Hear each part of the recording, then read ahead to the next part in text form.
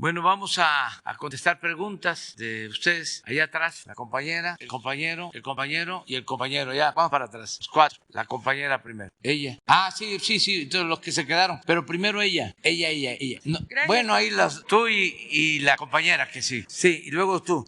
Siéntate. Todos van a hacer. Adelante. Ahora, y los dos que quedaron. Ándale, adelante. Gracias, presidente. Buenos días. Carla Trejo para Regeneración MX. Presidente, ayer en nuestro medio publicamos una investigación especial donde se informó que la UNAM, en contubernio con el gobierno de la Ciudad de México durante la administración de Mancera, se pagaron cerca de 30 millones de pesos por una exhibición que es la más cara de la historia de la historia reciente en nuestro país. ¿Sabía usted, presidente, que la UNAM y Miguel Ángel Mancera pagaron más de 28 millones de pesos por una exposición del director Alejandro González Iñárritu? Es decir, que con dinero público destinado a la educación se promovió la carrera de un director de cine que justo por esta exposición tuvo un Oscar especial en la Academia Hollywoodense. ¿No le parece una incongruencia que mientras se está negando lugares a jóvenes aspirantes a la UNAM con el argumento de falta de presupuesto, se esté financiando este tipo de exhibiciones? Bueno, ese es un asunto que tiene que ver con la UNAM. A ellos les corresponde informar y no quiero opinar para que no se vaya a sentir que estamos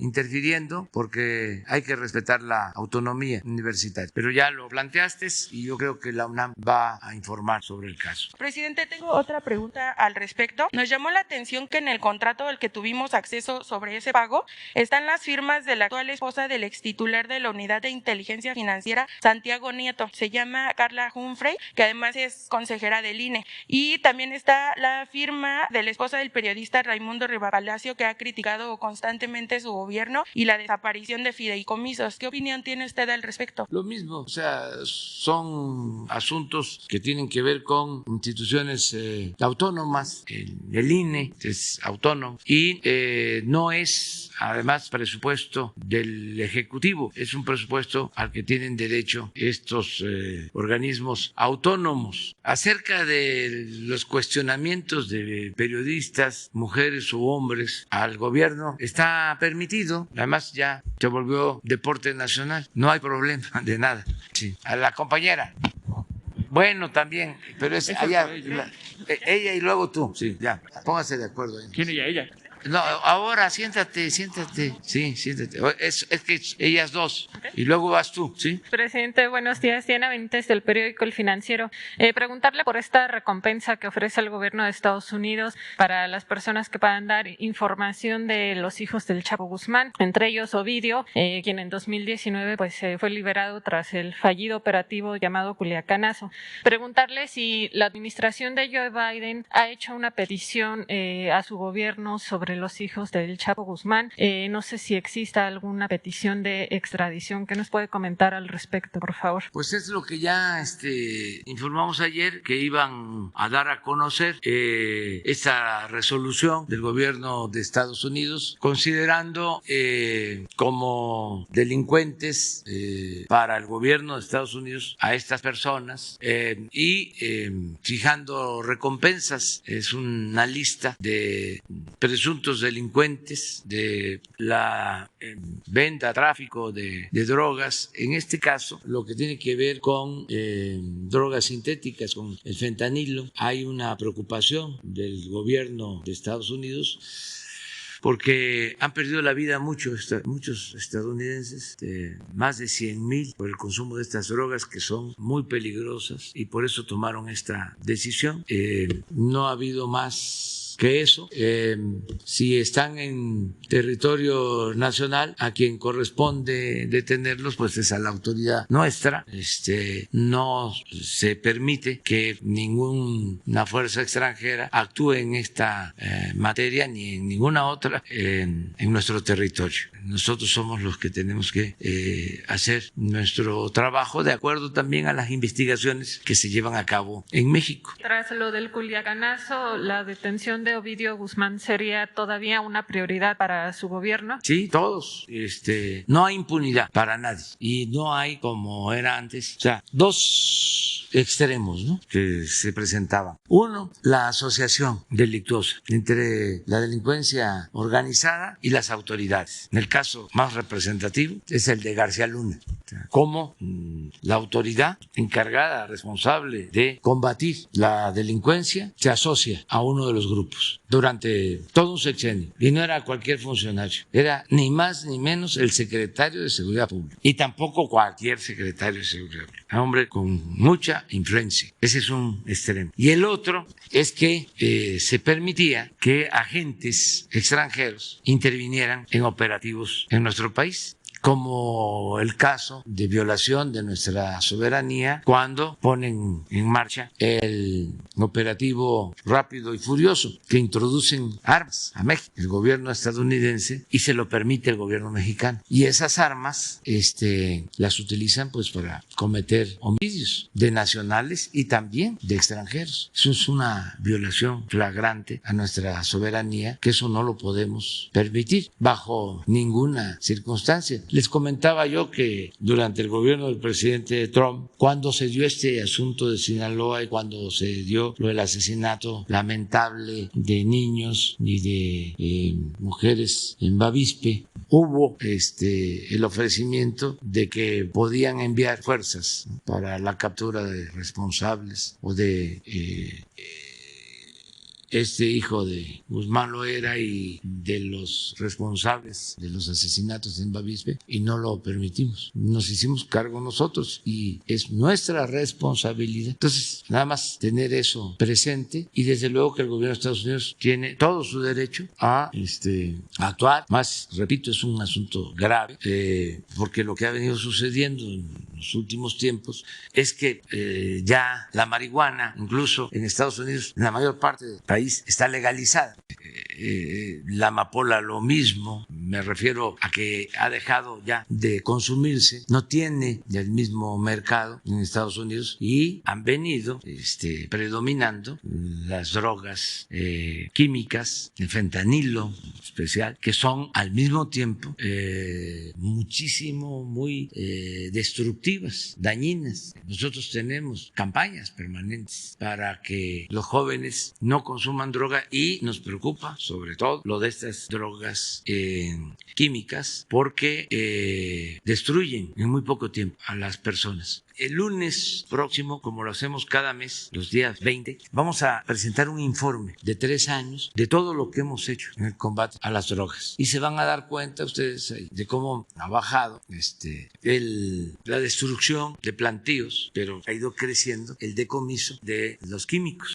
Vamos a informar sobre eso. También tiene que ver con el dinero. Ya ven que para todo hay que seguirle la pista al dinero, que es como la mamá y el papá del diablo. Y el precio de los químicos es superior, o mejor dicho, la utilidad que se obtiene con los químicos es muchísimo más que la que se obtiene con la marihuana y con otras drogas. ¿Y alguna vez hubo algún reclamo del expresidente Trump por esta liberación de Ovidio? No, eso fue una circunstancia muy especial. Es un operativo que no se ejecuta bien, se lleva a cabo a las 3 de la tarde con muy poco personal, sin apoyar a los que fueron a la detención. Entonces viene una reacción muy fuerte de la delincuencia, detienen a civiles, detienen a militares, agreden o hay atentados a unidades habitacionales de las Fuerzas Armadas, se atrincheran con armas de alto calibre y iba a haber un enfrentamiento con muchos muertos y se decidió detener el operativo. Eso fue lo que sucedió. O sea, no quisimos que perdieran la vida más personas. Y había en aquel entonces un cálculo de que podían haber más de 200 muertos y tomamos la decisión de que se detuviera el operativo. Si hicimos bien, hicimos mal, ya la historia lo dirá.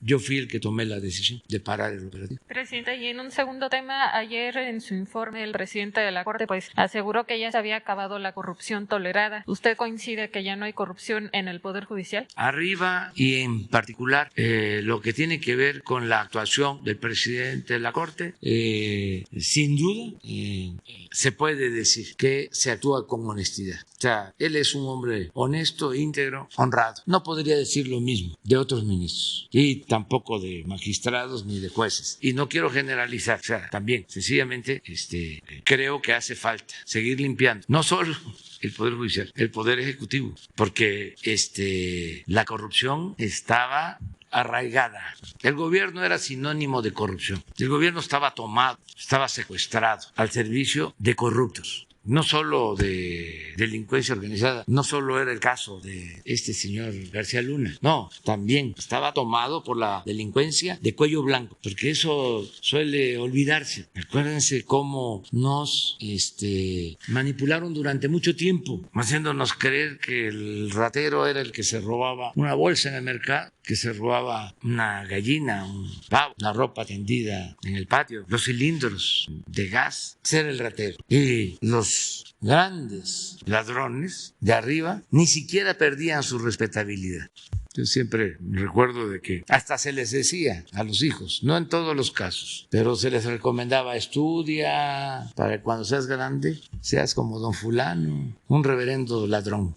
Era el ejemplo. Afortunadamente, como lo he dicho también muchas veces, es tan fuerte nuestra herencia cultural que viene de lejos. Somos herederos de civilizaciones extraordinarias. Entonces hay en el pueblo, en las familias, una gran reserva de valores culturales, morales, espirituales. Hay muchísimos casos, ejemplos, donde la gente del pueblo se burlan cuando hablo del pueblo bueno. Es que existe el pueblo bueno. Hasta hace poco en el campo no se sabía qué era el robo. Los campesinos sembraban su maíz y lo guardaban en trojes en el campo y nadie les robaba el maíz. Eso no estaba contemplado en el quehacer cotidiano, en la forma de ser, de vivir. Una vez conté y hasta lo puse en un libro de un amigo que en un viaje en avión, como se acostumbra a algunos que ponen la cartera en los revisteros de las sillas del avión, se le olvidó y dejó la cartera. Y pasó el tiempo y a los 15 días o 20 días le hablaron de un lugar de California, un migrante veracruzano, indígena, porque en la cartera traía su identificación y traía su teléfono. ¿Usted es fulano de tal? Sí. ¿Perdió su cartera? Sí. Se supone que ese avión llegó aquí a la ciudad o a donde tenía que llegar y de aquí salió allá, a California o cualquier lado. Y el inmigrante se sentó y ahí vio la cartera. Le agarró y le habló. ¿Y cuánto tenía? Pues tanto. Sí, yo la tengo. ¿Cómo se la mando? Indígena del norte de Veracruz, en una comunidad. Dice que le llamó la atención y le dijo: oiga, ¿por qué hace esto? Porque así me enseñaron mis padres, hacer el bien sin mirar a quién, y todo lo que se haga por ayudar a otros siempre tiene una recompensa. Pero eso es una cultura.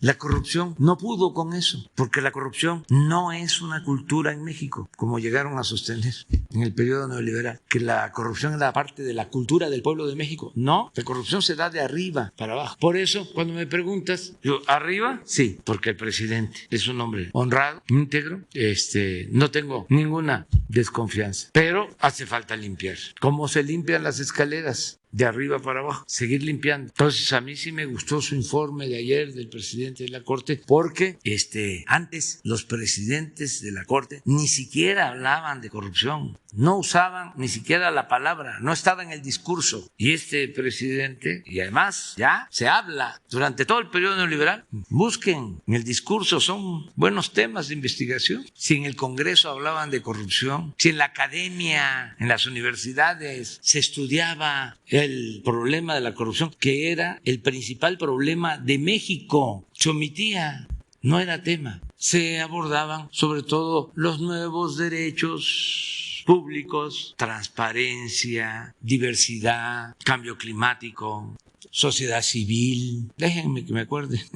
Pero la corrupción que origina la desigualdad, no solo en México, en el mundo, no se trata. Ahora que fui a la ONU, eso les fui a decir, que a la ONU le faltaba una sacudida porque no es posible que impere la corrupción en el mundo, que por eso se produzca una monstruosa desigualdad y que de ahí se deriven muchísimos problemas, migración, la destrucción de los territorios, desde luego la violencia, y hay comisiones de todo, pero no hay nada para combatir la corrupción, para denunciar la corrupción y denunciar la inmoralidad que significa el que haya tanta desigualdad, tanta pobreza. ¿Cómo van a sobrevivir 750 millones de personas con menos de $2 diarios? Y se publican las listas de los hombres más ricos y aún en pandemia, aún en crisis, siguen acumulando y acumulando y acumulando riqueza y ni siquiera es una utilidad, una ganancia, producto de actividades productivas, sino de la especulación financiera. Porque obtener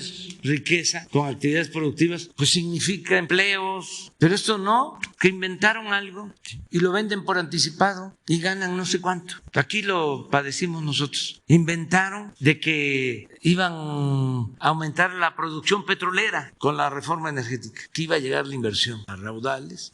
¿Qué pasó? Entregaron las concesiones. ¿Invirtieron para extraer petróleo? No, especularon. Vendieron las concesiones, vendieron las acciones de las concesiones y obtuvieron muchísimas ganancias sin producir. Hablaban de que iban a extraer pues hasta cerca de 2 millones de barriles diarios de petróleo. ¿Saben cuánto están extrayendo? 20,000 barriles diarios. De los 110 contratos, solo 2 tienen inversión.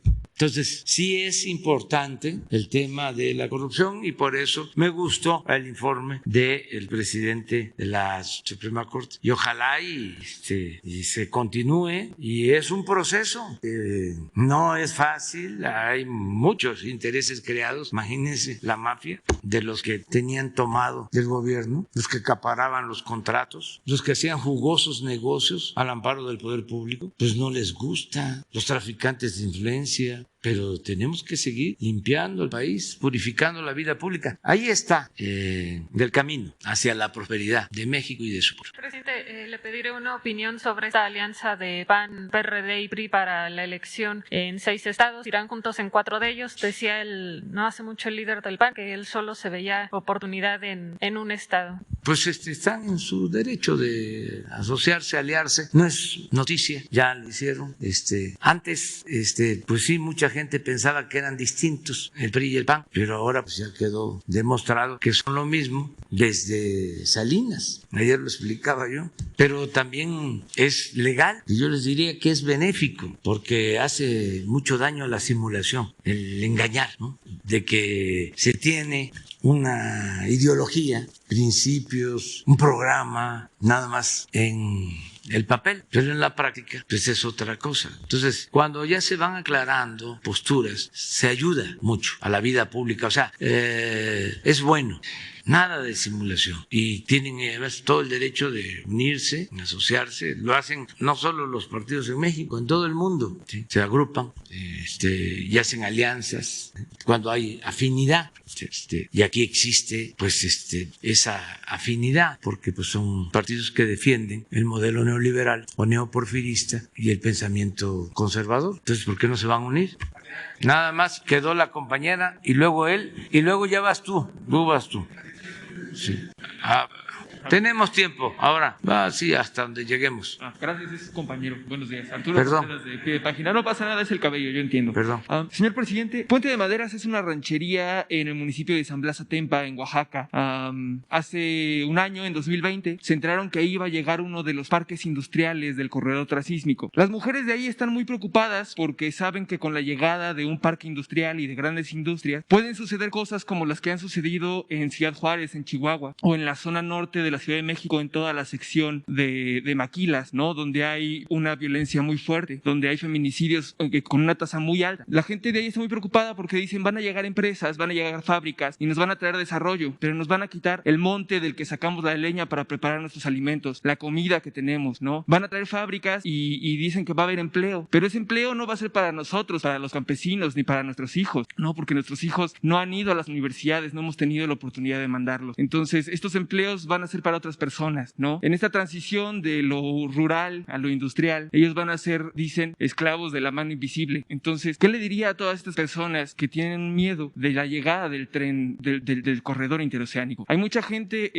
que se ha estado amparando, no son los grandes opositores de derecha con sus ejércitos de abogados que ponen sus amparos, son organizaciones sociales, son organizaciones civiles, de gente del pueblo, de gente de las rancherías, que tampoco quieren el corredor transísmico porque no saben qué les va a deparar. ¿Qué les diría a estas familias? Pues que no tienen nada que temer, que nosotros no vamos a hacer nada que los perjudique, que nosotros estamos para apoyarlos, para ayudar al pueblo, sobre todo a la gente humilde, a la gente pobre, que no haríamos nada que les afectara y que el tren existe desde hace más de 100 años.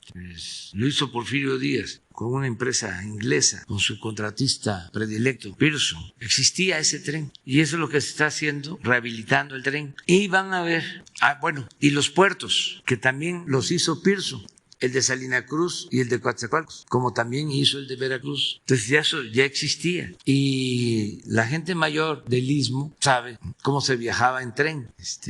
La gente mayor en México, en todos lados, hombres y mujeres viajaban en tren. Y allí en el Istmo, las mujeres, en las estaciones y en todo el sureste, se subían las mujeres a vender pan y queso, camarón seco. Hay unas delicias de ciruela curtida. Uy, además que todavía no he desayunado. Pero, entonces, todo es parte de la vida. En el caso de los parques industriales, son 10 nada más en toda la franja. Cada uno tiene en promedio como 380 hectáreas y se va a cuidar de que no sean empresas contaminantes, que no se destruya el medio ambiente. Pero además es para darle trabajo a la gente del Istmo. Bueno, porque va a haber manera de trabajo. Ya ahora se está dando trabajo porque se está rehabilitando la vía, porque se están modernizando los puertos. Mucha gente está trabajando. Que no tengan la educación técnica necesaria, que no hayan... No, son maestros, son los herederos de los que hicieron Monte Albán, los trabajadores de Oaxaca con los trabajadores de la construcción de Hidalgo, de Puebla, son de los mejores del mundo. O sea, son los más solicitados en California, en cualquier parte de Estados Unidos. No, son expertos. Ahí llegan a aprender los técnicos, los científicos, que ellos son herederos de conocimientos que vienen de tiempo atrás. Pero además es gente muy trabajadora, laboriosa, creativa. Y por último, todo se está haciendo con ellos. Se están haciendo consultas. No se está imponiendo nada. Se está aplicando la máxima del presidente Juárez. Nada por la fuerza, todo por la razón y el derecho. Y es para beneficio de ellos. A este lugar, a Puente Maderas, cuando les avisaron que iba a haber un parque industrial, les dijeron que iban a hacer una asamblea con los ejidatarios. Cuando los ejidatarios llegaron al salón municipal para la votación, para decir cómo se iba a vender el terreno de 400 hectáreas, que es el tamaño del parque industrial que se planea construir ahí, en San Blas Atempa, se encontraron que había mucha gente acarreada, que había mucha gente que pertenecía al municipio, que no eran ejidatarios. Incluso pidieron las firmas de la sesión en la que se aprobó la venta de este pedazo de ejido y firmaron ejidatarios muertos. Entonces, el tema de las consultas está muy, muy desvalorado. No, podría reponerse el procedimiento. Está en litigio. Está en litigio. El procedimiento está en litigio. Sí. Y no hay problema. Se repone y tiene que ser democrático. Pero sí le puedo decir algo. ¿Sí? La gente quiere el proyecto. La mayoría. Como el Tren Maya. Tenemos problemas con los grupos de la llamada sociedad civil, ni con ambientalistas, no de ahí, incluso con grupos ambientalistas y de la sociedad civil financiados por empresas extranjeras o por gobiernos extranjeros. Pero de todas maneras no pueden, porque la verdad siempre se va a abrir paso. Decía Lincoln, al pueblo se le puede engañar una vez, 2 veces, pero no se le puede engañar todo el tiempo. Entonces, si está mal el procedimiento, se repone el procedimiento. Pero yo acabo de ir hace un mes y voy a seguir visitando las comunidades y no se hace nada. nada en contra de ellos. Respecto al problema que pudiera surgir de inseguridad en las zonas, en estas zonas, ¿no? En donde se van a instalar los procesos, las grandes fábricas, ¿no? El corredor industrial. Es normal que en donde haya industria, que pase de zona rural, se alcen los índices delictivos. ¿Cómo va a combatir eso? ¿Cómo va a asegurarle a las mujeres que los feminicidios? De la Secretaría de Marina, todo el corredor. Y no hay problema de incidencia delictiva en el Istmo como en otras partes. No existe problema de más violencia que en otras regiones. En general en Oaxaca. ¿Sí? Y no crean que es también, vamos a regresar a lo mismo. Ojalá ya aprendamos a valorar la importancia que tienen las culturas prehispánicas. ¿Saben por qué no hay violencia en Oaxaca y en los pueblos indígenas? ¿O es mucho menor que en otras partes? Por sus tradiciones, por sus costumbres, por su organización social comunitaria. Muchas veces lo manifesté aquí cuando fui jefe de gobierno, en Milpalta, que tienen todavía su organización tradicional comunitaria. En aquel entonces no había delitos. Nada que ver con la delegación Cuauhtémoc. ¿Y por qué? Porque pues hay desintegración de las familias, no hay vida comunitaria. En los pueblos indígenas hay mucho respeto. Además, ellos mismos tienen sus policías y saben que los policías en las comunidades, en los municipios de Oaxaca, de usos y costumbres sobre todo, dan servicio, porque todos los miembros de una comunidad tienen que dar servicio. Hasta el presidente municipal tiene que dar servicio. No cobran, y los jóvenes comienzan precisamente dando servicio como topiles, como policías. Ellos cuidan. Entonces, por eso están garantizadas las comunidades o están protegidas las comunidades. La misma gente se cuida, se protege. Además, hablaba yo, ahí está la Marina en todo el cinturón, se va a hacer cargo. No solo del Istmo, tiene la Marina también el cuidado de las dos refinerías, Minatitlán, Salina Cruz y los puertos. Entonces, sobre tu preocupación o la de otras personas, va a ser atendida. Seguramente quienes están en esto van a ir allá y van a hacer asambleas a partir de que lo estás planteando aquí y van a ver el asunto. Gracias. Una segunda pregunta rapidísima. Sobre esta semana le hacían una pregunta sobre los acuerdos alcanzados en la COP26 de Glasgow en Escocia. México no ha actualizado sus metas de cambio climático en los últimos 6 años. Entonces quería saber si su gobierno tiene algún plan para actualizar estas metas y para reforzar la lucha contra el cambio climático. Sí. Además de la energía termoeléctrica y lo que ya nos ha anunciado. Y enviamos ya un documento, lo puedo puntualizar. Primero, menos extracción de petróleo. O sea, ya hicimos el compromiso de que no vamos a extraer más de 2 millones de barriles diarios de crudo. Y ojo, porque en todo esto del cambio climático hay mucha hipocresía. Quienes tienen la bandera del cambio climático y hacen hasta cumbres, al mismo tiempo que hablan de la preocupación del cambio climático, están autorizando producir más petróleo. ¿Mande? Sí. Entonces, nosotros estamos actuando con sinceridad. Eso en cuanto a la extracción del crudo. Lo segundo, menos uso de combustóleo y de carbón para la producción de energía eléctrica. Tenemos un proyecto para modernizar turbinas y equipos en hidroeléctricas. Tenemos un proyecto para crear un parque de energía solar en Sonora. Va a ser el parque de energía solar más grande de América Latina. ¿Qué más? Bueno, no hemos dado concesiones para la explotación minera. ¿Sabes cuánto entregaron? Lo voy a repetir, que a diferencia de los escritores que no deben de repetirse, nosotros, los que tenemos una responsabilidad como gobernantes, tenemos que repetir y repetir y repetir, porque nuestra labor es de hacer conciencia, porque eso es lo más importante, cambiar la mentalidad del pueblo, la revolución de las conciencias. Entonces, en el periodo neoliberal, entregaron concesiones para la explotación minera equivalente al 60% del territorio nacional, 120 millones de hectáreas. De Salinas a la fecha, como nunca en la historia. Ni Porfirio Díaz enajenó tanto suelo patrio como los neoliberales. Y muchos ambientalistas y de la sociedad civil callaron como momias, no dijeron nada. Fuimos de los únicos que denunciamos.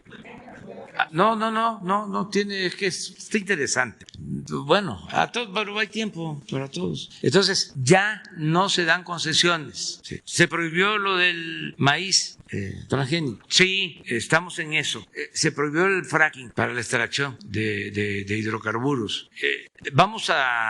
Tenemos el programa de reforestación, aunque les duele mucho a nuestros adversarios, yo ofrezco disculpa para no molestarlos tan temprano.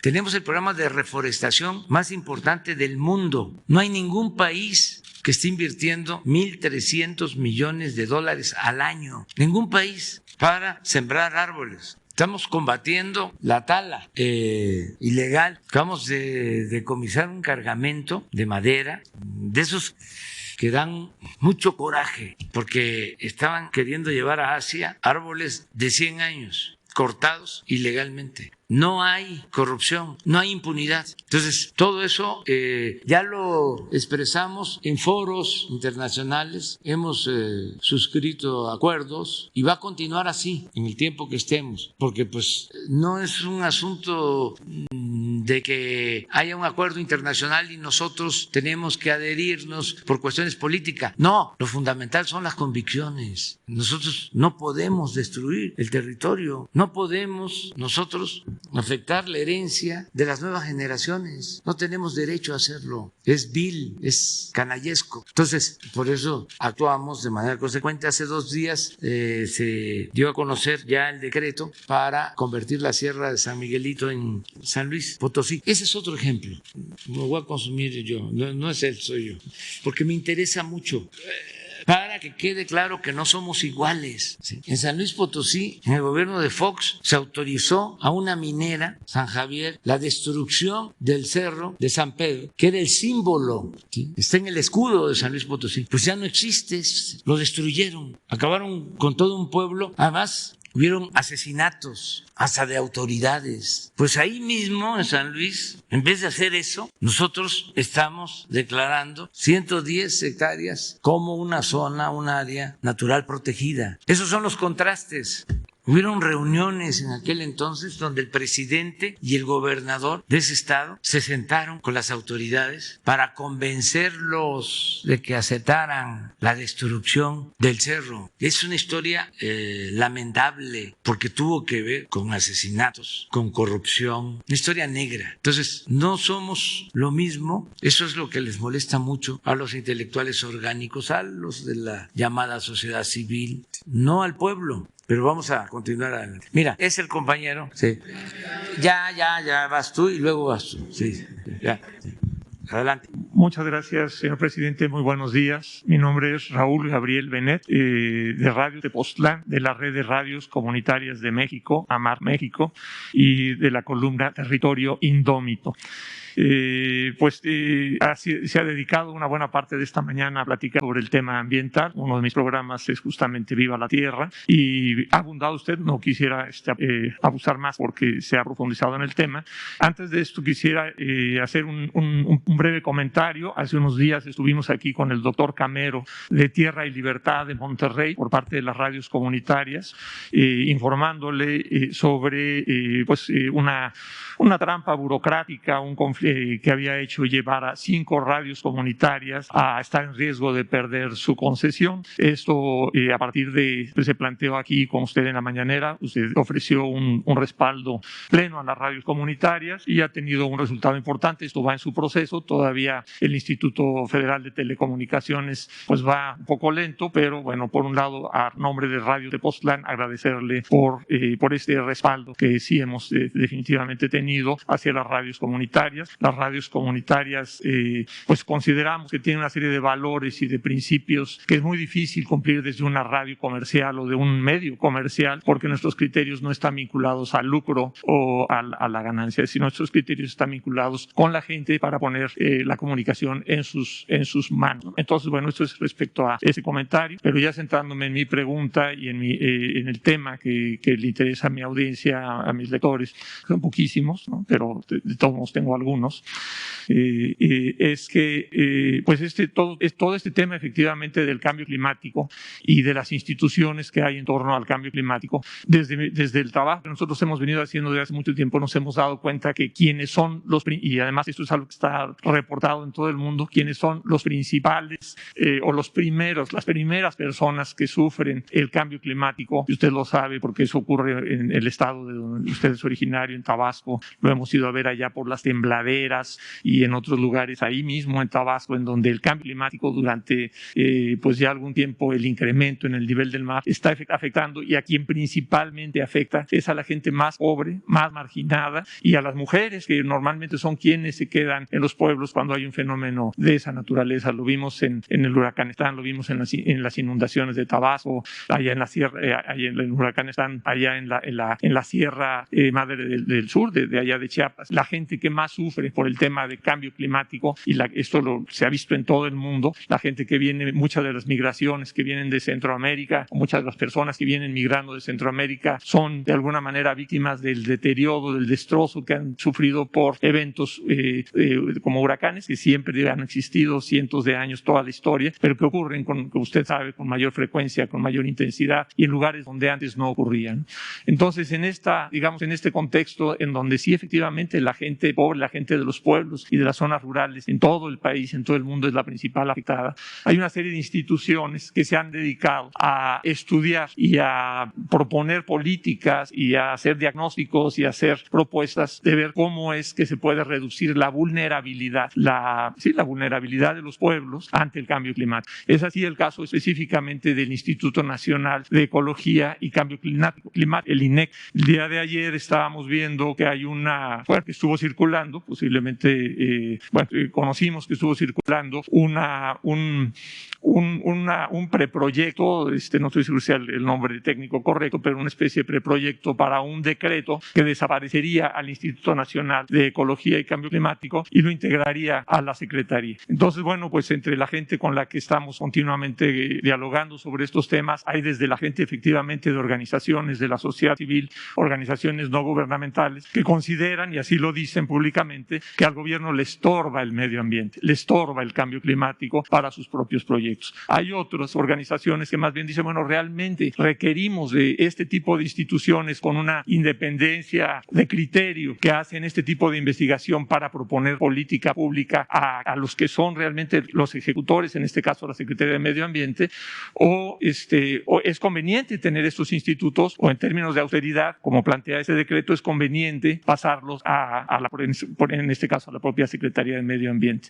Entonces creo que este es un tema interesante, importante, pues la posible desaparición de un instituto como este cuando hace este tipo de investigación. Y la pregunta, por un lado, sería si efectivamente el gobierno, en general, por responder este asunto, de si realmente al gobierno, aunque ya lo hizo en su intervención anterior, el gobierno tiene una serie de medidas muy claras respecto al cambio climático, pero sí un posicionamiento más expreso sobre la verdadera preocupación, que el cambio climático realmente importa y realmente le importa al gobierno y sus instituciones, cómo quedarían, qué es lo que se está planeando en términos del Instituto Nacional de Ecología y Cambio Climático y su integración a la Secretaría de Medio Ambiente. Sí, mira, es un asunto de fondo que aquí se ha planteado siempre. Yo creo que con la implantación de la política neoliberal, los creadores de este esquema de saqueo fueron alentando una serie de políticas que desde luego tienen una justificación, pero que al mismo tiempo distraen o permiten que no se enfoque el problema principal, o sea, que no nos ocupemos de lo que origina todo lo demás, o que atendamos las consecuencias, no las causas. Esto lleva tiempo, o sea, es un debate importante, ¿no? Entonces fueron creándose estos nuevos derechos, lo del medio ambiente, cambio climático es lo nuevo, ¿sí?, entre otras cosas, pero así muchas otras. Entonces, el saqueo, el robo, ¿sí?, la opresión, el que haya cada vez más desigualdad, eso, ¿sí?, no tuvo la misma importancia. Cuando nosotros estudiamos en la ciencia social, lo que se veía más era cómo se acumulaba riqueza en unas cuantas manos a costa, ¿sí?, del empobrecimiento de las mayorías. Era leer a Fran Fano, Los condenados de la tierra, era Galeano, Las venas abiertas, América Latina.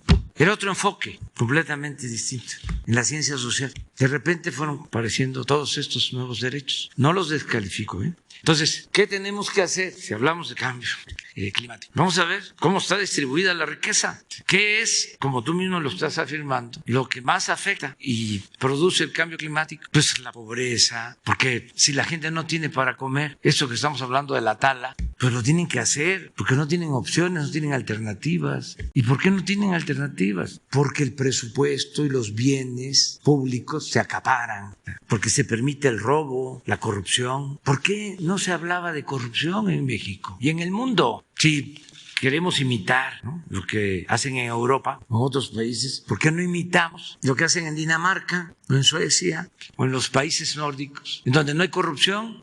Y como no hay corrupción, no hay pobreza. Y como no hay pobreza, no hay inseguridad ni tienen violencia.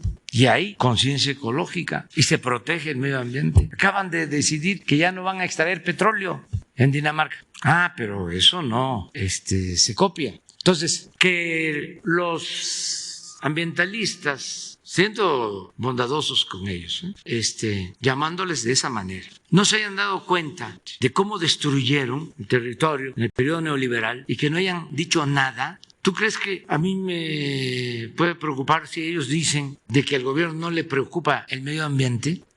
No tengo ningún problema de conciencia. A los que no les preocupa el medio ambiente es a ellos, que son unos farsantes, que utilizaron el tema, la causa, como modus operandi, porque pues se vive bien, hasta se puede recibir dinero del extranjero, de organizaciones no gubernamentales, y se tienen sueldos buenos, y se tienen oficinas. Es un poco lo de la ONU que hablaba yo. Sobran organismos de la ONU, y hay una burocracia en la ONU dorada: medio ambiente, derechos humanos, protección a las mujeres, diversidad, de todo. Pero, y en esencia, ahora que fui a la ONU, les dije, no han hecho prácticamente nada para combatir la corrupción y para enfrentar las desigualdades. Les puse de ejemplo lo de las vacunas. Nosotros presentamos una propuesta, una resolución en la ONU para que se distribuyeran vacunas a través de la ONU. Se creó un mecanismo, COVAX. Bueno, ¿cuántas vacunas ha distribuido la ONU?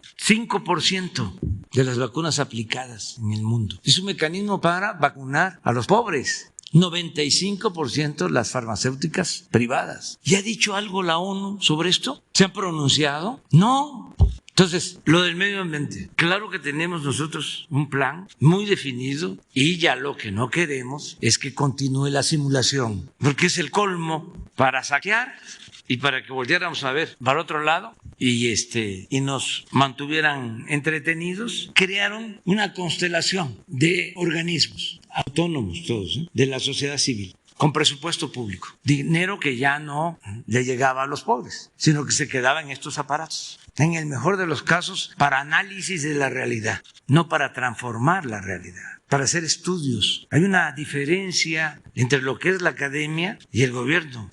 Las universidades, los centros de investigación deben de tener todo el apoyo para hacer ese trabajo. El gobierno tiene que llevar a cabo acciones en beneficio del pueblo. Entonces, medio ambiente. Aparte de la Secretaría, ese organismo que tú estás planteando, y creo que 2 o 3 más, para lo mismo, para cuidar el medio ambiente, para proteger el medio ambiente, que no lo puedes hacer con un organismo si hay realmente voluntad, si no es solo una farsa, si es nada más para que tengan trabajo los amigos y hasta que puedan hacer negocio. ¿Saben que en el sexenio anterior los que estaban en medio ambiente daban los permisos? Se llama MIA, se llama, ¿cómo es? La MIA, Manifiesto de Impacto Ambiental, MIA. Si había dinero de por medio. Trabajaban en la Secretaría y tenían despachos privados. ¿Quieres que te demos la MIA? yo te recomiendo de que busques a unos expertos en medio ambiente en este despacho, ahí te pueden hacer el trabajo. Y ahí le hacían los estudios y se autorizaba. Y tengo pruebas de lo que estoy diciendo, de la corrupción que prevalecía. Y no dudo de que siga habiendo, pero estamos limpiando. Entonces, no es que no nos importe el medio ambiente, al contrario, nos interesa mucho. Lo que no queremos es que medren, que saquen raja de estas causas y que nos digan, hay una consigna ahorita que está en contra nuestra, dice ciencia sí que, obediencia no, ciencia. ¿Es ciencia eso? ¿Quién sabe? Eso es corrupción y no estoy descalificando a los científicos, pero era un lucrativo negocio. Y era por eso, porque el neoliberalismo implicó para México, y que puede esto trasladarse a lo mundial, implicó el saqueo más grande en la historia de nuestro país. Y hubieron muchísimas distorsiones y ayudaron muchos, corrompieron a la academia, a la intelectualidad, a los medios de información. No todos. Yo recuerdo que cuando empezaban las críticas de los que defendían los órganos autónomos, los fideicomisos, todo esto que se fue creando para cooptar, para decirlo coloquialmente, para maiciar, venían los desplegados, los abajo firmantes, y algunos decían, no puede ser posible que sean tantos científicos, intelectuales, escritores. Y yo decía, sí, son miles. Porque fueron 36 años de predominio de la política neoliberal neoporfirista. Entonces, sí, lo coparon todo. Pero no por eso vamos a continuar nosotros con lo mismo. Tenemos que seguirle dando dinero al CONACYT para que los científicos, entre comillas, del CONACYT le entreguen dinero a las empresas para hacer investigación sobre tecnología. Algo que se puso de moda, igual que cambio climático. Es innovación tecnológica. Construían ciudades del conocimiento, elefantes blancos, se robaban el dinero de la construcción, la mayor parte, todo en aras de la innovación tecnológica. La mayor parte del presupuesto del CONACYT se destinaba a las grandes empresas, incluso a las empresas que producen artículos chatarra. Entonces, eso no le vamos a estar comprando 10,000 revistas, anexos o a letras libres para que Krause y Aguilar Camín estén tranquilos. No les vamos a estar dando 10,000 millones de pesos de publicidad a medios de información para que no nos cuestionen sus articulistas. No les vamos a seguir dando contratos para que construyan hospitales, reclusorios, para que, como son también dueños de la televisión, sus conductores no nos cuestionen, para que Ciro no esté cuestionándonos todos los días. Ciro Gómez de Leiva y otros. No, preferimos las becas para los niños pobres, preferimos aumentar la pensión para los adultos mayores, preferimos reunir los recursos para darle trabajo sembrando a más de 400,000 campesinos. Preferimos tener el dinero para vacunar a toda la gente. Entonces, cero corrupción. Y no le hace que me comparen con Pinochet y que digan que estamos dando golpes de Estado, lo de Hitler, ¿no? Nada, no hay ningún problema. Nosotros llegamos aquí a transformar. Y lo único que podemos decir es, bueno, son dos cosas. Primero, agradecer a los opositores que han actuado de manera pacífica. Eso es extraordinario, porque el conservadurismo en México, cuando se convierte en reacción, es muy violento. Y aquí no hemos tenido ese problema. La actualidad. Y la derecha en el mundo, hace unos días contaba yo lo que le hacen al presidente del Perú y lo que pasa en otros lugares. Es excepcional. Entonces, eso, agradecerlo mucho, ese comportamiento, yo diría responsable, y así nos vamos. Y es bueno. Dicen, se está polarizando. No, hombre, es una monstruosa desigualdad económica y social. ¿Qué no es eso polarización? sobre la integración del Instituto Nacional de Ecología sí, y Cambio es muy Climático a la probable que se Semarnat. integre. La pregunta es si ahí existe la percepción de que, bueno, existe en la fundamentación del Instituto Nacional de Ecología y Cambio Climático, está ahí porque se considera que se requiere una institución del Estado que tenga independencia de criterio para analizar los problemas ecológicos, porque la es Ecología y Cambio Climático, para que sean instrumentos de la política pública. Sí, Entonces, se perdería entonces, no estaríamos en riesgo de perder esta, digamos, autonomía de criterio de un instituto que se dedica a la investigación al integrarlo a la Secretaría de Medio Ambiente. Ese es uno de los temas que se han estado debatiendo en estos días y por eso se lo pregunto con todo respeto, señor presidente. No, se integra la función a la Secretaría, ¿sí? Y la autonomía existe en el Poder Legislativo, en el Poder Judicial, en las universidades, en la libertad de expresión, en que se puedan crear organizaciones financiadas por las empresas o por los particulares, pero nosotros administramos dinero de todos los mexicanos y tenemos que cuidarlo y tenemos que tener prioridades y utilizar el dinero en lo que más se necesita. Esa es la austeridad republicana y no es un asunto administrativo, es un asunto de principios. No puede haber duplicidad de funciones. Entonces, el gobierno, para tener controlado a todos, creaba institutos, bueno, el Instituto para la Transparencia, el Instituto Anticorrupción. Eso era el colmo de la simulación. Desde Salinas, la corrupción no era delito grave y sin embargo crearon el Instituto Anticorrupción y no se podía meter a la cárcel a un corrupto porque no era delito grave. Tenían derecho a salir bajo fianza. Por eso, cuando alguien caía de la gracia, ya no estaba involucrado o sentían que traicionaba a los mandamás, le tenían que aplicar delitos como lavado de dinero, que sí era delito grave, aunque se tratara de asuntos de corrupción. Entonces, toda esa simulación ya no. La función, si es básica, se mantiene. ¿Sí? Ayer o antier hablaba yo de que cuando ya estaban seguros de que iban a perder en el 2006, el secretario de Hacienda, Gil Díaz, propuso que se le diera autonomía al SAT para que entráramos al gobierno y no pudiésemos contar ni siquiera con los ingresos, sino que un organismo autónomo. ¿De dónde salieron todos estos organismos autónomos? ¿Por qué los crearon?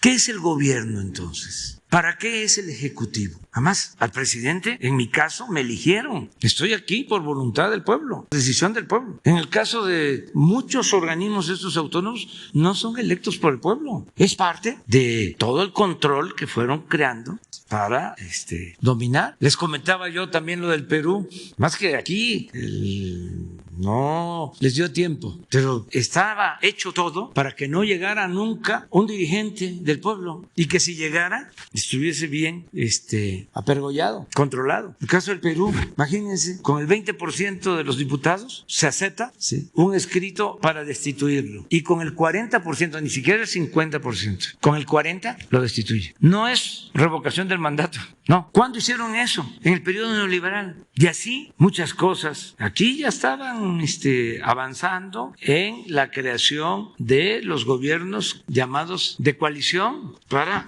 no hacer nada. 3 secretarías para un partido, otras 3. Bueno, en la práctica, como no les importaba atender a la gente, ¿qué no les daban a los partidos secretarías? Esta de medio ambiente no se la dieron a un partido en un tiempo. ¿Qué no le dieron a otro partido en un tiempo? La Procuraduría General de la República y casi todo el Poder Judicial, porque les interesaba atender el pueblo, resolver los grandes y graves problemas nacionales. No, el gobierno era un facilitador para el saqueo. Entonces se podían gastar todo el presupuesto en crear organismos para la simulación mientras robaban a manos llenas. Es muy interesante el debate sobre los organismos autónomos y la sociedad civil.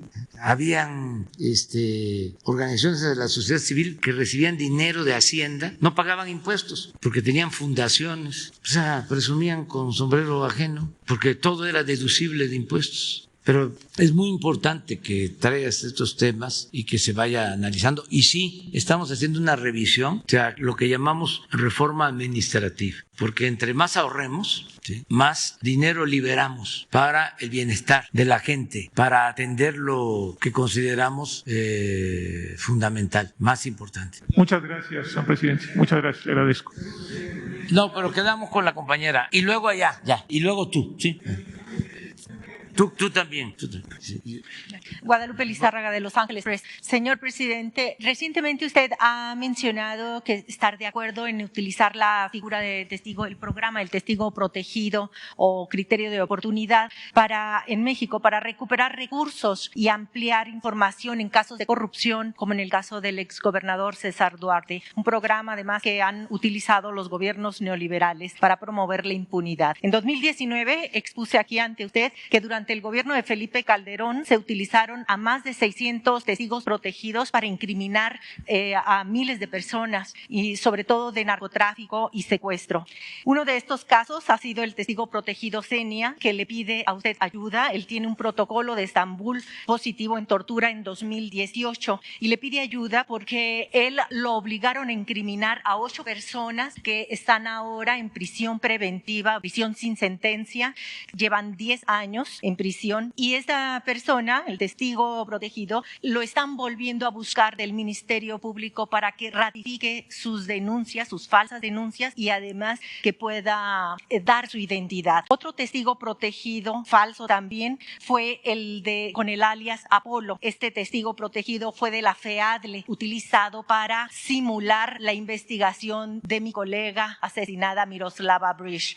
Este testigo Apolo también fue torturado y la responsable de esas torturas fue la agente del Ministerio Público Iris Gabriela Santoyo Cuervo. En el caso de la FEADLE también atrajo el caso del exgobernador Javier Corral, que fue denunciado por delitos contra un reportero, el reportero Gabriel Benzor de La Opción de Chihuahua, que le quitó, además de quitarle el celular, fue privado de su libertad, fue además abuso de autoridad y esas denuncias se estaban llevando a cabo en Chihuahua. Sin embargo, lo atrajo la FEADLE y como una forma para proteger al gobernador Javier Corral. Hace unos meses, el titular de la FEADLE, Ricardo Sánchez Pérez del Pozo, en el cargo desde 2017, habló a la UNESCO sobre los avances que se tienen contra la impunidad en los asesinatos de periodistas y pues ese discurso lastima a la sociedad mexicana, a los familiares de las víctimas y por supuesto a nosotros como gremio periodístico. Aquí mi pregunta, señor presidente, es si su gobierno no estaría confiando en programas y funcionarios que a todas luces han fracasado en el combate a la impunidad con los anteriores gobiernos. Usted como titular del Poder Ejecutivo podría intervenir para parar esta simulación en investigaciones criminales. Esa es mi primera pregunta. Sí, mira, cuando se trata de actos de violación de derechos humanos y está demostrado que hubo tortura mediante estos mecanismos que se aplican, nosotros procuramos que las personas queden en libertad, o sea, quienes fueron víctimas de tortura.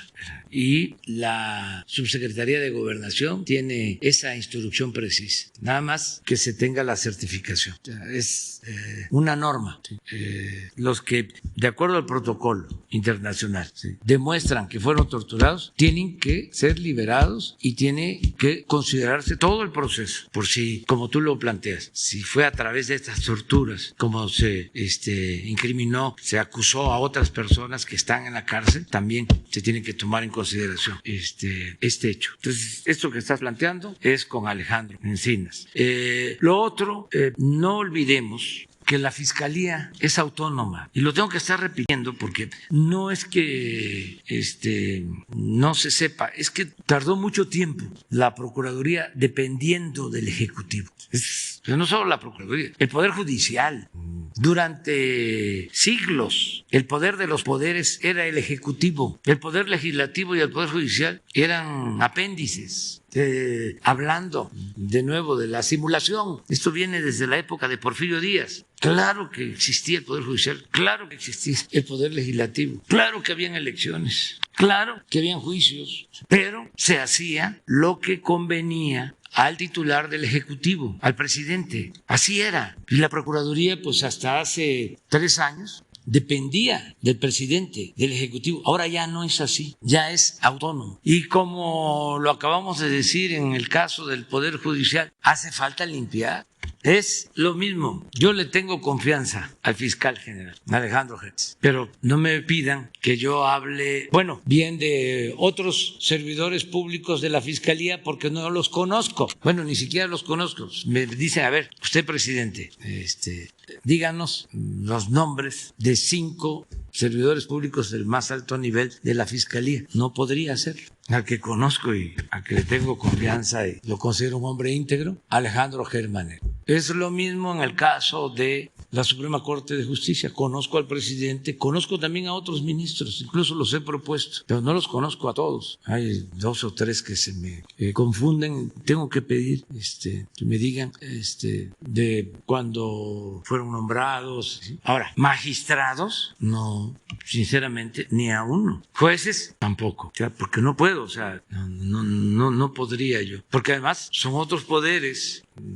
Yo he llegado pues a la conclusión, desde antes de asumir la responsabilidad de presidente, planteé, va a ser muy difícil que la estructura de gobierno la cambiemos de abajo hacia arriba. Del Poder Judicial, por ejemplo, de jueces para arriba. Además, es un poder independiente. Pude haber enviado una iniciativa de reforma constitucional para cambiar por completo el Poder Judicial. Dije, no, se tienen que reformar ellos mismos, sin injerencia del Ejecutivo. La reforma tiene que surgir del mismo Poder Judicial. Y me conforme con cuidar que las personas que yo enviara al Senado para formar parte de la Suprema Corte, que fuesen gentes rectas, íntegras, con la idea de que si arriba se limpia, los de arriba se van a encargar de limpiar todo. Por ejemplo, hay algo que es interesantísimo en el Poder Judicial, que es un órgano clave para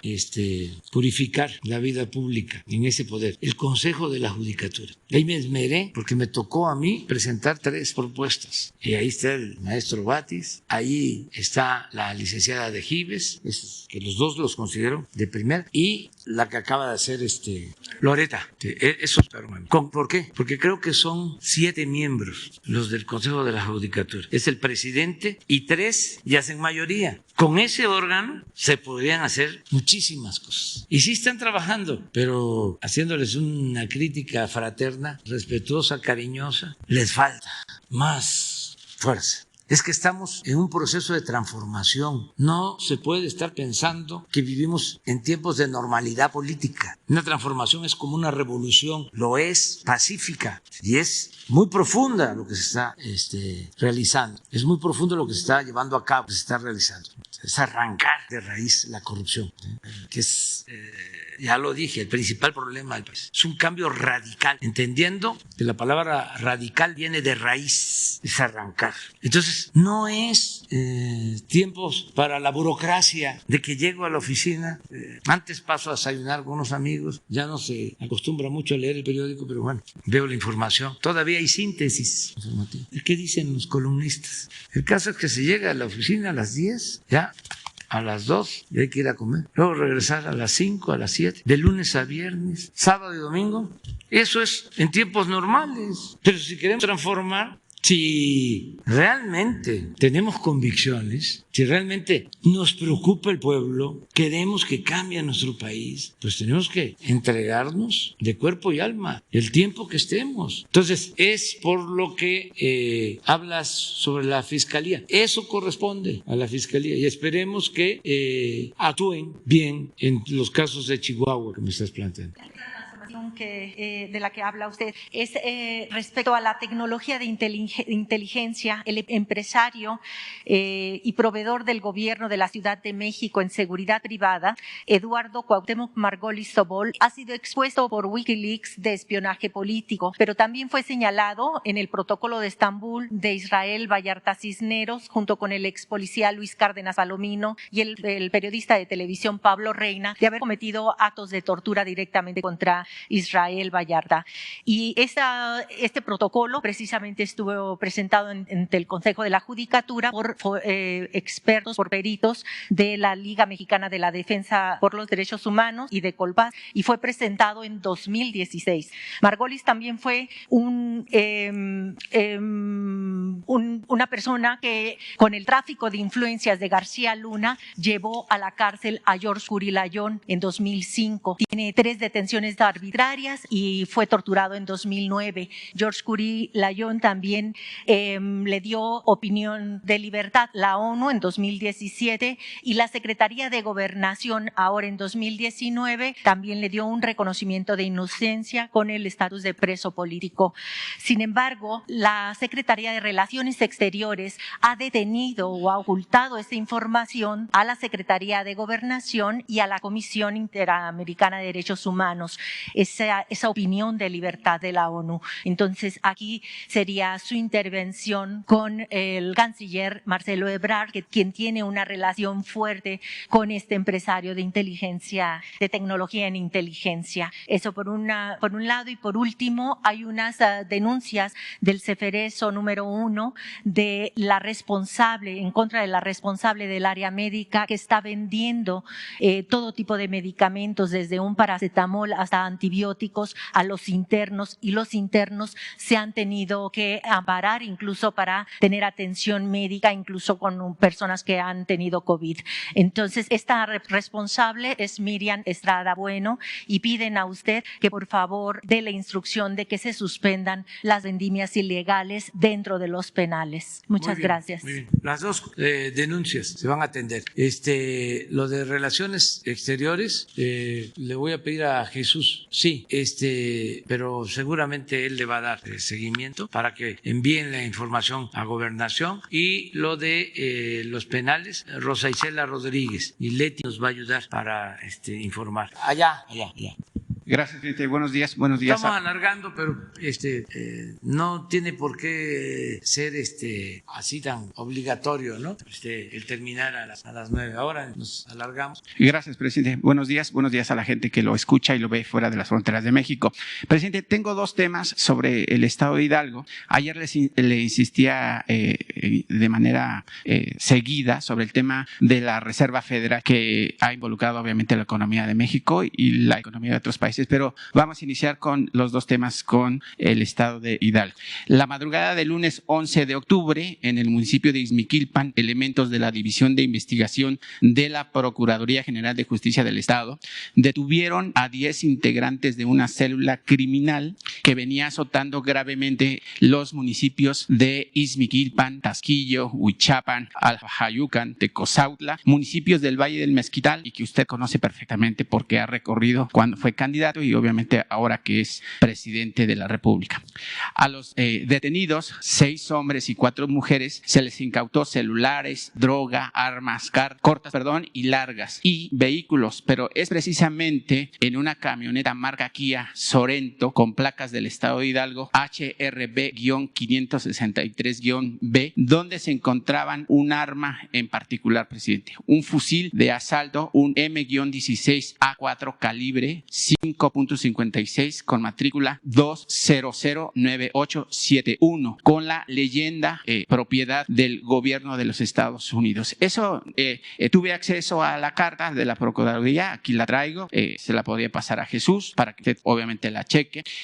Las áreas de seguridad tendrán que poner mucha atención porque esta arma arma puede ser la punta del iceberg y la punta de la madeja de toda una trama en el tema de tráfico de armas robadas al ejército de los Estados Unidos, armas que pues por supuesto pues han cortado la vida de muchas personas en el Valle de Mezquital que ya cité en esos municipios hidalguenses.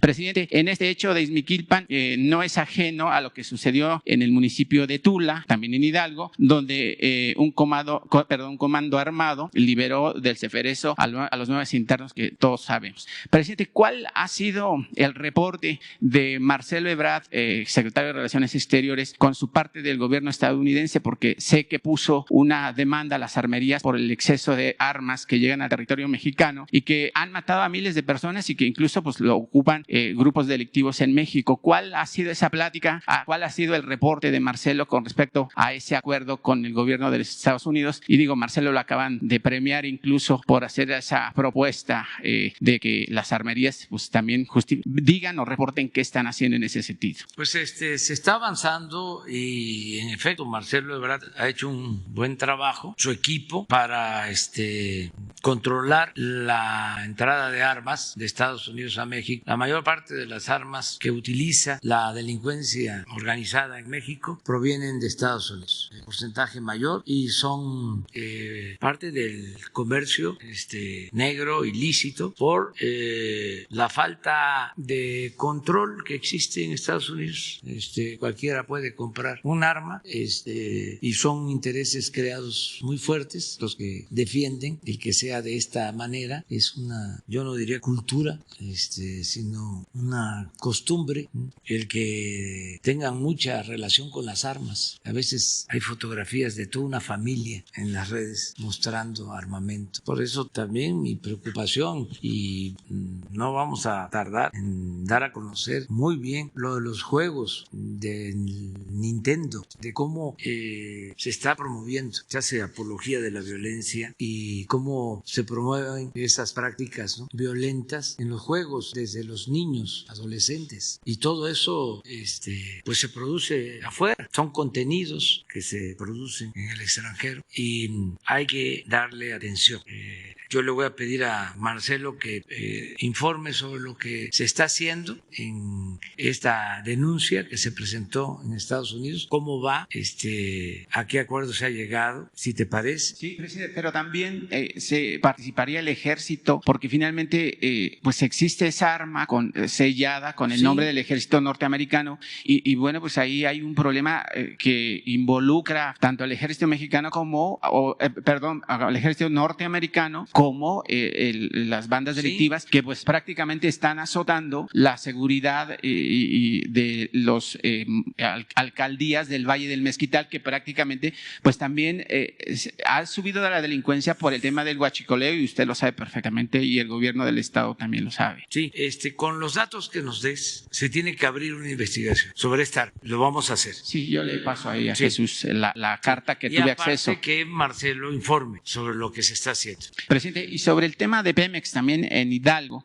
pues pareciera que la elección del nuevo líder sindical para sustituir a Romero de Champs, que prácticamente es el culpable del quebranto financiero de Pemex, porque pues parecía rey con los hijos y la familia gastándose el dinero de los mexicanos a costa pues de la pobreza de los mismos. En ese sentido, presidente, allá en Tula, Hidalgo, pues existe un problema con un empleado que se llama Fred Navarro, trabajador obviamente de la refinería, quien lo han sacado de su trabajo, le rescindieron el contrato porque pretendía o pretende ser candidato a líder petrolero. Pero ahí el tema no es que sea líder o no, el tema es que lo corrieron de su trabajo, amenazan a sus familiares y el tema es que son los mismos que siguen teniendo contacto con Romero de Champs, porque pareciera que Romero de Champs sigue teniendo tentáculos dentro de Pemex y pareciera que pues eso no se va a combatir o se está combatiendo por encima, o yo no sé cuál es el papel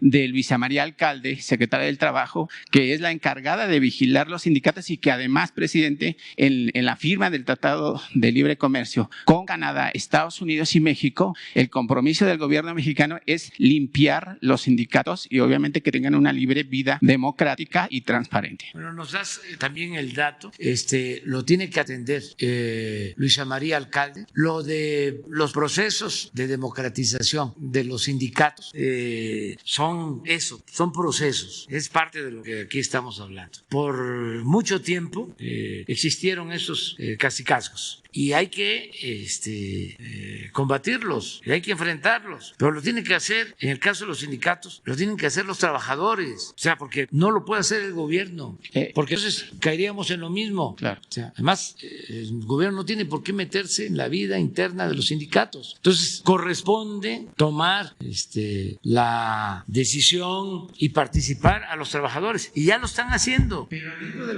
del sindicato específicamente, por ejemplo, también está de los telefonistas, existen los amigos, los compadres, los cuñados de los delincuentes que se enriquecieron de los sindicatos en los años del PRI y el PAN y que ahora quieren seguir teniendo el poder a base de sus amistades. Pero los caciques duran hasta que el pueblo quiere, y la libertad no se implora, se conquista, son procesos. Aquí hemos hablado de eso. Lo que nosotros tenemos que garantizar es que el voto sea libre y secreto. Para elegir al dirigente del sindicato petrolero, los trabajadores van a tener su teléfono, ni siquiera van a tener que ir a una asamblea para que los vean. Desde su intimidad van a marcar y ahí van a votar. Secreto, no es como era antes. A ver, tu ficha, ¿por quién vas a votar? No, claro que existen todavía las prácticas antidemocráticas. Si nosotros ganamos en el 18 y todavía tenemos que enfrentar, bueno, hasta el mismo INE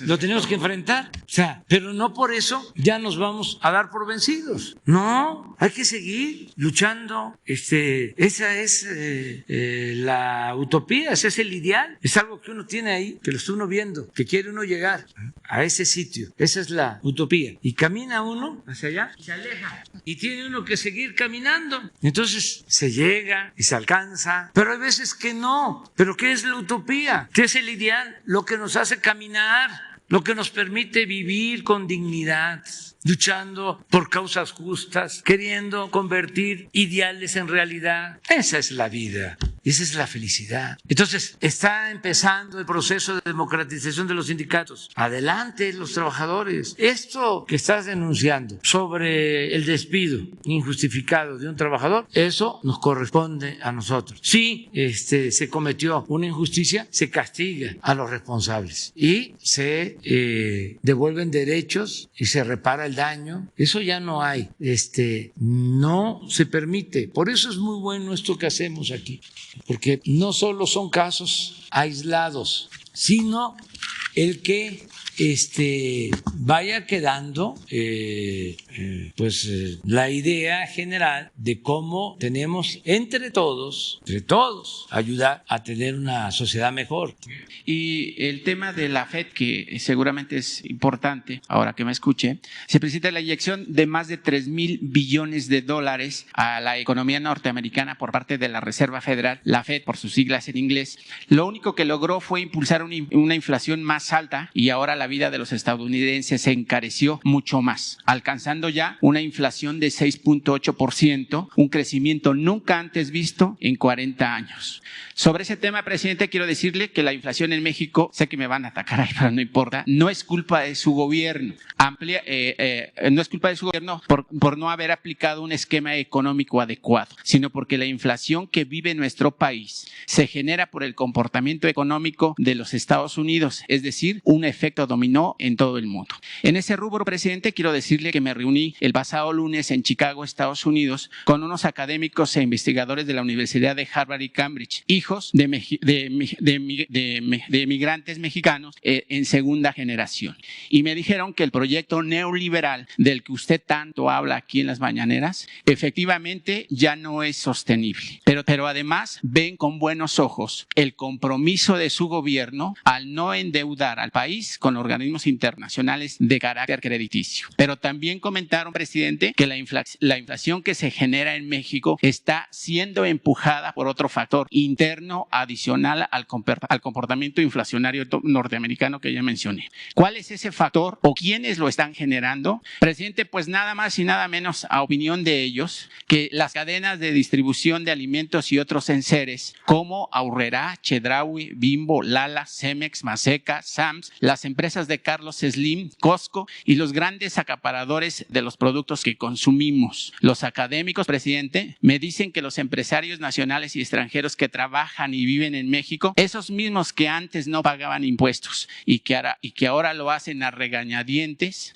especulan con los precios y los elevan al doble o al triple. Y estos empresarios están ocasionando que la inflación se eleve más de lo normal, pero sobre todo los productos de la canasta básica, además del factor inflacionario norteamericano. Presidente, estos empresarios que siguen pretendiendo lastimar a México cobran el IVA de manera automática cuando se pagan los productos que todos compramos en los miles de establecimientos a lo largo y ancho del país. Ese cobro de IVA, que son miles de millones de pesos, teniéndolo en sus cuentas bancarias de los empresarios, los jinetean porque no lo pagan de inmediato al SAT, sino que lo liquidan entre 3, 6 meses o hasta en años, como antes en gobiernos del PRI, del PAN y sus aliados. Con ese dinero que es del pueblo, cuando lo tienen en sus cuentas bancarias, lo disponen para pagar sus deudas, realizan otros negocios o simplemente lo sacan a paraísos fiscales del extranjero. Presidente, la propuesta de estos investigadores y académicos en esta materia de las universidades ya citadas, me comentan que estos empresarios especuladores ahora paguen de inmediato el cobro del IVA y de esa manera,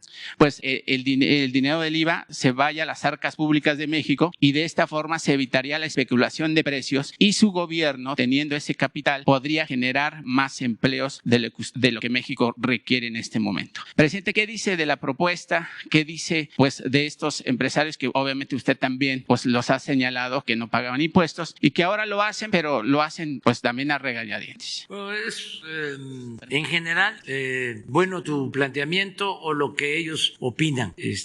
Acabo de tener una conversación con el secretario de Hacienda y me hablaba de eso. O sea, tienes razón, la inflación en Estados Unidos se traslada porque hay integración económica, ¿no?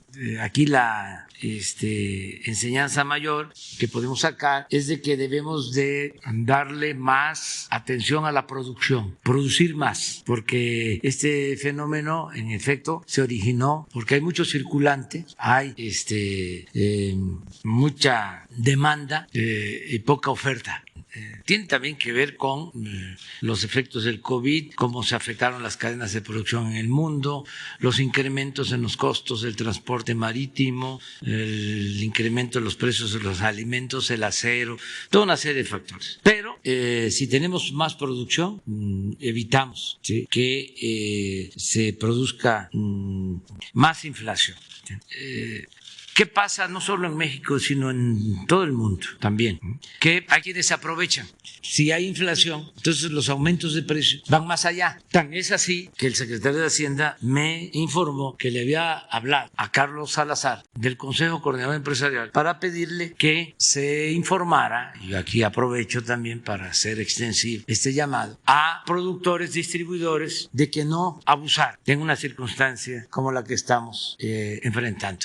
Esto que les estoy comentando es de ayer, o sea que coincide con lo que tú estás planteando. Pero además lo dicen, presidente, académicos investigadores de las universidades que al principio apoyaron mucho el neoliberalismo y que ahora pues obviamente ellos mismos dicen pues que ya fue, ya no sirve. Sí, pero yo quiero decir esto, ¿no? Que no todos los empresarios ni todos los comerciantes, o sea, no quiero generalizar, ¿sí?, actúan de manera abusiva. Y sí, también puedo decir que ante un fenómeno así de inflación se aprovechan, ¿sí?, no todos, pero sí se aprovechan fabricantes, distribuidores, comerciantes en el mundo. No es un asunto solo de México. Entonces, por lo que a nosotros corresponde es este llamado a decir, bueno, si tienes una inflación del 7% y además se habla de que va a ser transitorio, todavía no se decide o se define su duración. Hay quienes hablan de 6 meses, de menos de 3 meses, 6 meses, 1 año. ¿Sí? No abuses. Y si es del 7, ¿por qué aumentas el 20% de tu producto? O sea, estás incrementando tus costos, sí, pero no te aproveches de la circunstancia. Una de las cosas que yo le comentaba al secretario de Hacienda que vamos a hacer es que así como estamos dando a conocer quién es quién en los precios de los combustibles, vamos también a informar sobre el quién es quién en los precios de los artículos de primera necesidad. Va a ayudar bastante esto. Te lo informo, Ricardo Sheffield, para que te prepares. Cuando él tenga una información para ver quiénes abusan, o sea, quiénes son ventajosos y quiénes están actuando, pues con incrementos ajustados a la situación del mercado, ¿no? Y ahora sí nos vamos a ir. Si saben una cosa, me quedó el compañero. Sí, ¿no podrías esperar para que seas el primero el lunes? O porque vamos mañana a tener la conferencia en Tabasco. ¿Puedes para el lunes? Y hacemos las listas para el lunes. Sí, pero no, ya es que si no se nos va el tiempo. Y no solo somos nosotros, sino que la gente dice, está ya muy largo, ya parece simposio. Sí, por favor, el lunes, ¿sí? Pero el lunes, quédate. Mira, tenemos culturas que nos hermanan. Los incas, los mayas, los mexicas.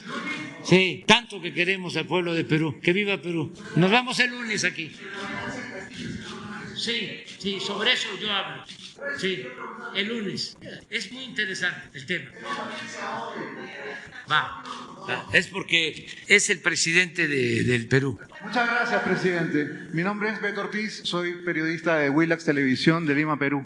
El lunes último usted anunció algo que causó mucha sorpresa en el Perú, que México había enviado una delegación de su gobierno para ayudar a nuestro país en momentos difíciles. Pero también nos contó usted que fue el propio presidente Castillo que personalmente lo había llamado a pedirle ayuda porque, según dijo, los peruanos conservadores, el sector neoliberal, apoyado incluso por Vargas Llosa, ha desplegado una campaña mediática para derribarlo, para despojarlo de todo. Incluso usted mencionó, querían que se quite el sombrero, ¿no? Despojarlo de su sombrero y que las clases acomodadas de Lima lo marginan, lo discriminan y se tapan la nariz cuando lo ven pasar. ¿Podría explicarnos de qué manera o en qué van a consistir exactamente las ayudas que va a brindar México como hermano mayor al Perú? Y también de qué manera usted, quizá como un hermano mayor de don Pedro, podría defenderlo de una muy posible nueva solicitud de vacancia o destitución en el Congreso. Muchas gracias. Bueno, nosotros somos muy respetuosos de la independencia de los países. Es un principio de nuestra política exterior, la no intervención y la autodeterminación de los pueblos. Pero también,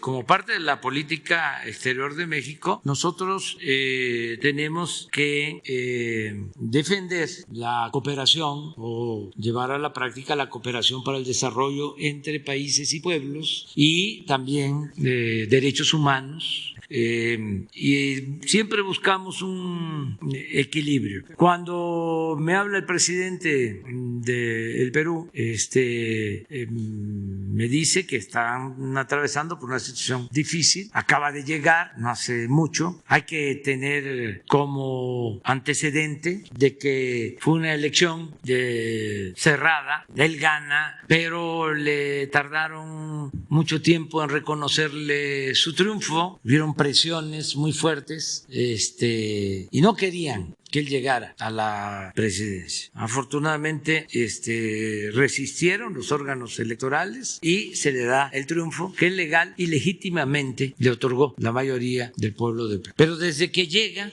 empieza a enfrentar actos de resistencia a su gobierno, de oposición a su gobierno. No tengo todos los elementos, pero sí creo que está padeciendo de una guerra sucia, mediática, porque aunque no tengo la información, eso es lo que aplica el conservadurismo en todo el mundo, más en el continente americano. Tienen el control de la mayoría de los medios de información y desatan campañas de desprestigio de todo tipo. Entonces, me habla y me dice, es una situación difícil porque además estamos padeciendo de la inflación, de esto que estamos aquí tratando. Nada más que seguramente en el Perú no están los opositores contextualizando, no están explicando de que esto se está produciendo en Estados Unidos y que no se daba desde hace 40 años y que en Europa llevaba tampoco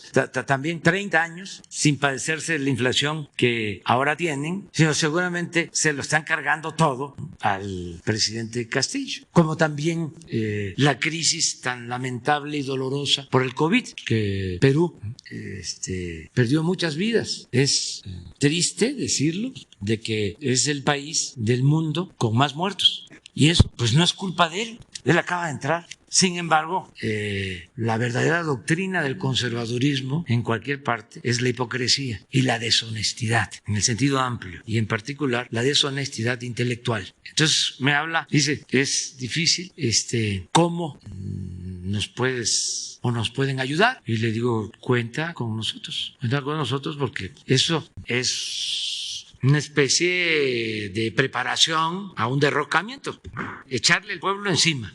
Lo que practican en otras partes, lo que hemos visto ya en la historia, lo que están haciendo, por ejemplo, con Cuba desde hace mucho tiempo, bloquean para que el pueblo se le eche encima a su gobierno. O sea, y no les importa el que no tengan alimentos o que no tengan medicinas, todo por los intereses políticos, ideológicos. El humanismo lo hacen a un lado.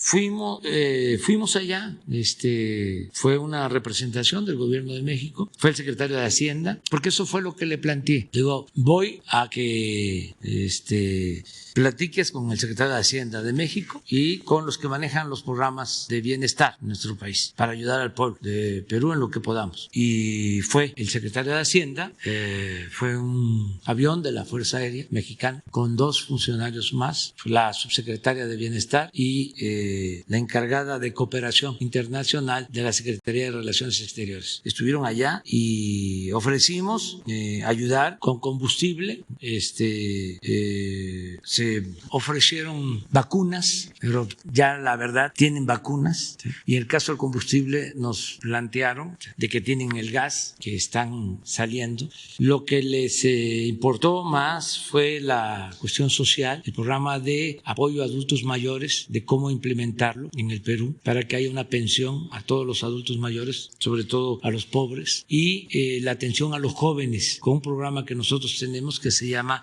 Jóvenes Construyendo el Futuro, que todo el joven que no tiene trabajo, que no está estudiando, se le contrata, se le paga un salario mínimo y trabaja como aprendiz en una empresa, en un pequeño comercio, en un taller, cualquier actividad productiva, y se le da empleo. Todo esto para que no sean enganchados por la delincuencia cuando hay crisis y en todo tiempo. Entonces se planteó esto y nuestro apoyo político, porque hay información de que han habido agresiones, incluso a militares. Entonces vamos a estar nosotros pendientes, decirle a él que no está solo, también a nuestros hermanos peruanos, porque quienes llevan a cabo estos actos de subversión no están pensando que se afectan los pueblos. Entre más inestabilidad política hay en Perú o en cualquier país, más pobreza, más sufrimiento del pueblo. ¿En qué cabeza cabe quitar a un presidente a 2 meses o 3 de haber tomado posición? Solo por la rabia conservadora, por los intereses de las minorías. A mí me gustaría que Vargas Llosa estuviese defendiendo la democracia de Perú, porque aunque no se tenga simpatía o afinidad en lo político, en lo ideológico, por encima de todo está la democracia, que es el poder del pueblo, la voluntad del pueblo. Si el pueblo peruano decidió votar por este presidente, ¿por qué apostar a derrocarlo? Y no hace falta en los tiempos actuales utilizar a los militares. Ya no es como cuando se daban los golpes de estado o tomaban el poder los militares en el Cono Sur, en Argentina, en Chile, en otros países. Ya no, ahora es el poder mediático y el poder del dinero. Y estos mecanismos que fueron creando durante el periodo neoliberal para que siempre sea la oligarquía la que domine y tenga libertad para saquear a los pueblos. ¿Qué es eso? ¿Tú escuchaste? Una reforma para que con el 40% de los votos se quite un presidente. ¿Quiénes tienen el poder? Las minorías. No lo tiene el pueblo, porque el pueblo acaba de decidir y votaron por él. Entonces, nuestra fraternidad al pueblo de Perú, nuestro apoyo al presidente electo, legal, legítimamente constituido del Perú. Eso es lo que puedo yo decir. Y ojalá y haya sensatez en la oposición conservadora, y ojalá y que se manifieste Vargas Llosa para que su pueblo, sus paisanos, aunque él ya tenga la doble nacionalidad, la peruana y la española, pero pues él hizo su carrera ahí, ahí creció, ahí fue candidato, ahí escribió sus libros, todavía hasta este libro de Como pez en el agua, donde narra todo lo que fue su proceso de elección, lo que le hicieron, lo debería de llevar a actuar de manera consecuente. Ahora me entero que en vez de ocuparse del Perú, primero nunca escuché nada de él cuando la pandemia estaba devastando a Perú y dañando a su pueblo. Nunca escuché nada de llamar a la solidaridad para que no faltaran las vacunas y se atendiera al pueblo de Perú. Ahora, con lo de Castillo, el presidente Castillo, él apoyando a la señora que anteriormente era su opositora. Papá de la señora, señor Fujimori, fue al que él enfrentó cuando fue candidato. Pero por su conservadurismo ve en el presidente Castillo una amenaza comunista y ahí va a apoyar a la señora Fujimori.